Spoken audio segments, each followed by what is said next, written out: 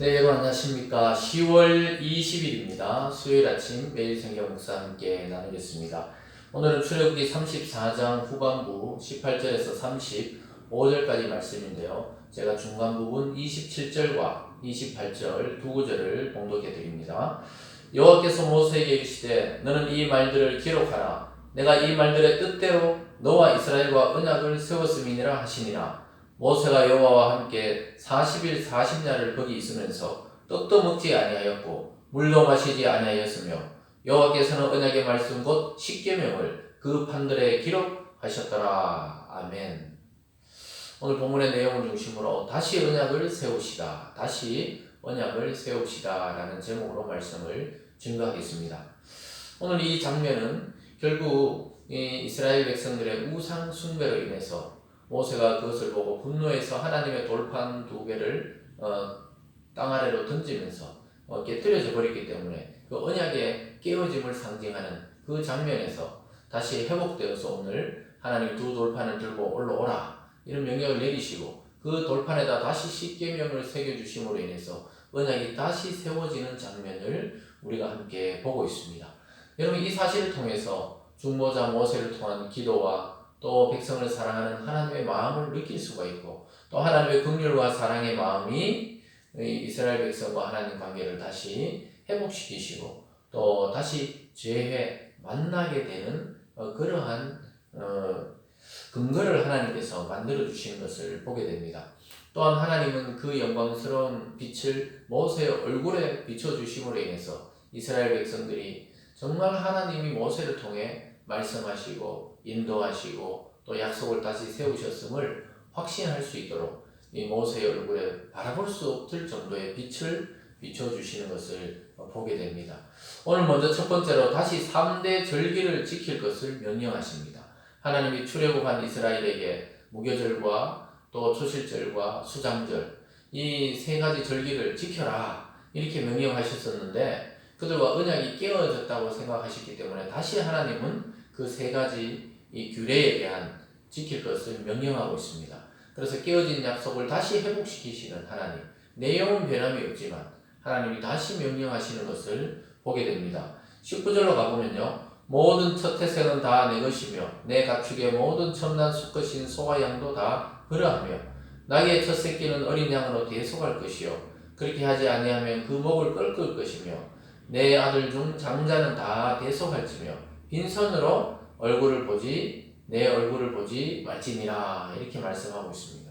네, 이것은 무교절에 대한 이야기죠. 이스라엘이 출애굽하고 또 애굽에서 탈출할 때 급히 어떤 양념을 할 수가 없기 때문에 그냥 흰 반죽으로 된 떡을 가지고 그들이 먹으면서 도망을 나왔을 때 그것을 기억하면서 그 무교절 절기를 지켜라. 그 무교절과 유월절은 하나로 묶여질 수 있습니다.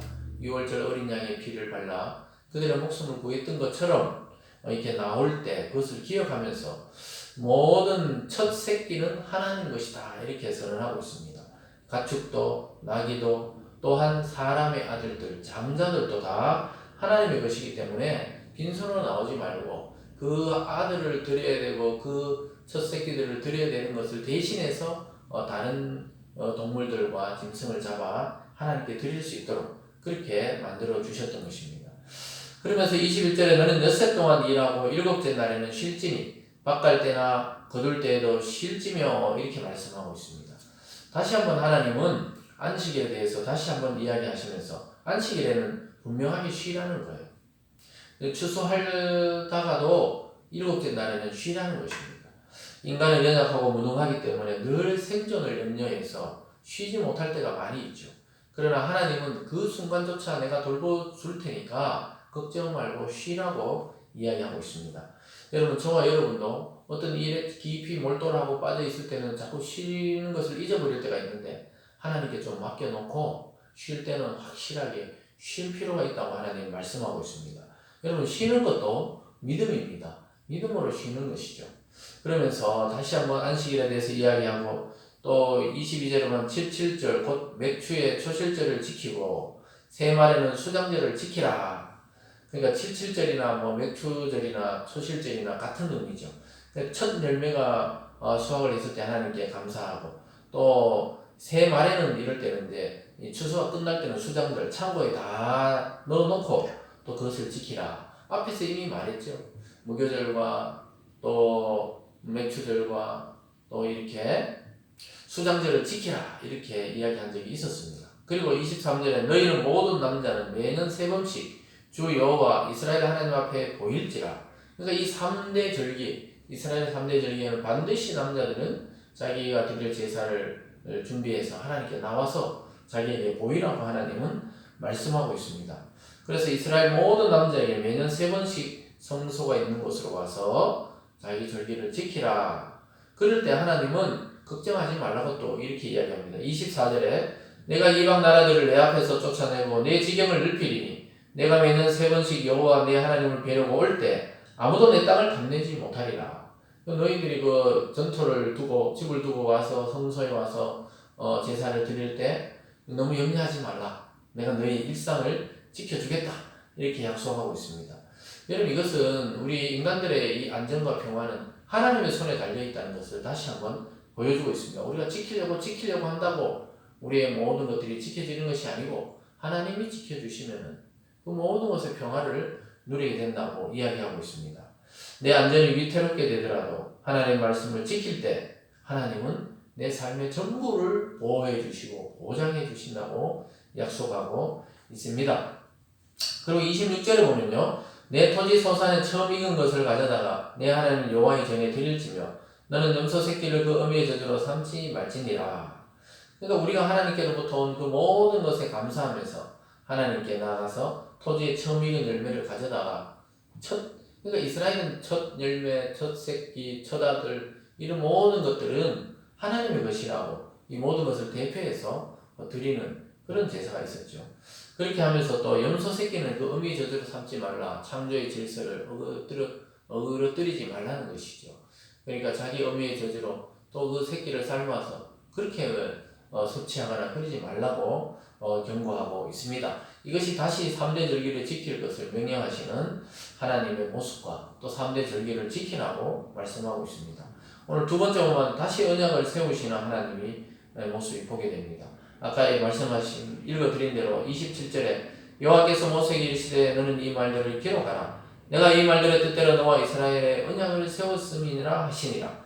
모세가 여호와와 함께 40일 40야를 거기 있으며 떡도 먹지 않고 물도 마시지 아니하였으므로 여호와께서는 언약의 말씀 곧 십계명을 그 판에 새겼다. 모세가 깨뜨려 버렸던 그 판, 그것을 다시 돌을 다듬어서 올라가셨을 때 하나님은 언약의 약속, 다시 언약을 이렇게 약속을 세우시는 증표로 그것을 십계명을 돌에다가 다 직접 새겨 주셨다고 말씀하고 있습니다. 사랑하는 여러분, 우리는 때로는 하나님이 두려울 때가 있고 또 하나님 앞에 나가는 게 참 우리의 양심에 여러 가지 죄책 때문에 꺼리낄 때가 있지만 하나님은 다시 한번 기회를 주시면서 모세와 또 대화하시면서 모세도 이제 식음을 전폐하고 금식 기도를 하는 마음으로 하나님 앞에 나가 그 말씀을 받는 것을 보게 됩니다. 이것이 하나님과 우리의 죄, 회 다시 만나게 되는 그런 장면과 비슷합니다. 우리 주님께서 이 땅에 오셔서 저와 여러분의 죄를 또 인류의 죄를 대속하기 위해서 하나님과 기도하시고 의논하시고 겟세마네에서 그렇게 땀이 피가 되도록 기도하시고 나서 이제 십자가의 길을 당당히 걸어가셔서 우리를 대속해 주시고 구원해 주셨습니다. 그 언약은 영원합니다. 갱신할 필요도 없이 이제 영원한 언약이 되어서 우리 곁에 와 있는 것입니다. 오늘 마지막 세 번째로는 하나님의 영광의 빛이 드디어 모세의 얼굴에 드러나는 것을 보게 됩니다. 29절입니다. 모세가 그 증거 두 판을 모세의 손에 들고 시내산에서 내려오니 그 산에서 내려올 때 모세는 자기가 여호와야 말하였으므로 말미암아 얼굴 피부에 광채가 나나 깨닫지 못하였더라. 아론과 온 이스라엘 자손이 모세를 볼 때 모세의 얼굴 피부에 광채가 난 걸 보고 그에게 가까이 하기를 두려워하더니 모세는 하나님의 영광의 빛을 계속 받고 있었기 때문에 얼굴이 막 광채가 나기 시작했어요. 자기는 자기 얼굴을 잘 못 보니까. 근데 내려오니까 아론과 온 이스라엘 자손이 모세의 얼굴에 막 빛이 나니까 막 두려워하는 거예요. 하나님의 영광의 빛을 보는 인간들의 모습은 바로 이렇게 두려움으로 드러나게 됩니다. 그래서 모세는 얼굴을 수건으로 가리게 됩니다. 33절에 보면요. 모세가 그들에게 말하기를 마치고 수건을 자기 얼굴을 가렸더라. 그러나 모세가 여호와 앞에 들어가서 함께 말할 때에는 나오기까지 수건을 벗고 있다가 나와서는 그 명령하신 일을 이스라엘 자손에게 전하며 이스라엘 자손이 모세의 얼굴의 광채를 보므로 모세가 여호와께 말하러 들어가기까지 다시 수건으로 자기 얼굴을 가렸더라. 하나님께 나갔을 때는 수건을 벗고 또 광채가 너무 나니까 백성이 두려워하고 못 쳐다보니까 또 수건을 가렸다. 이렇게 말하고 있습니다. 이것은 하나님의 영광의 빛을 드러내는 것입니다. 우리가 따르는 이 주님, 이 영광의 복음, 하나님 나라의 그 소식, 이것은 우리에게 영광이 되고 우리 삶의 빛이 됩니다. 그래서 사람들에게 그 빛을 드러내고 그 빛을 따라 우리와 함께 갈 수 있도록 전해야 하는 것입니다. 사랑하는 여러분, 모세 얼굴에 난 광채는 인간의 얼굴을 통해 이스라엘 가운데 들어오신 하나님의 그 영광을 보여주는 것입니다. 정말 이 모세는 이 그리스도의 그림자처럼 그 그리스도처럼 그렇게 중보자로서 세워져 있었던 것이죠. 그 영광의 광채가 잠시 하나님 만나고 나오면 빛이 났어요. 그러나 우리 주님께서는 이미 그리스도이시며 또 하나님의 아들이셔서 그를 보는 자마다 영광의 광채를 보게 되었습니다. 그래서 그리스도의 영광의 복음의 광채가 그리스도의 얼굴에 있는 하나님의 영광을 아는 빛이 우리에게 비쳤다. 신약에서는 이렇게 말씀하고 있습니다. 결국은 아들의 그 영광이 그 아버지의 영광을 드러내는 것으로 나타나는 것을 볼 수가 있죠. 사랑하는 여러분, 모세는 자기를 따르는 것이 아니라 하나님을 따르도록 하기 위해서 자기 얼굴에 이 빛을 가렸습니다. 자기를 신격화하는 것을 막았습니다. 사랑하는 여러분, 우리가 하나님의 영광의 빛을 우리가 받는다면 이 세상 앞에 그것을 또 반사해서 비춰줄 의무가 있는 것입니다.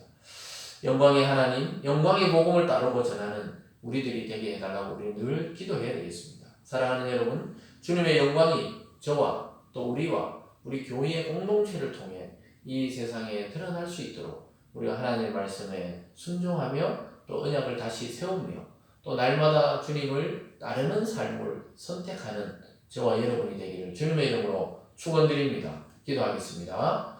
사랑의 하나님 아버지 감사합니다. 하나님의 긍휼과 은혜로 다시 이스라엘에게 복음의 말씀, 언약의 말씀을 전해주고 있습니다. 아버지 하나님, 우리도 늘 이스라엘 백성처럼 넘어지기 쉽고 죄악에 빠지기 쉽습니다. 그러나 오늘 말씀처럼 다시 돌아서서 하나님을 바라볼 때 하나님도 우리에게 다시 돌이키시고 은혜를 더해주는 것을 보게 됩니다. 우리 모든 성도님들 마음에 죄를 끊고 성령의 충만함을 통하여 하나님을 따르는 하루 되게 도와주시고 또한 이 세상에 하나님의 영광의 빛을 드러내는 참 성도 되게 하여 주시옵소서. 감사드리며 예수님 이름으로 기도드리옵나이다. 아멘.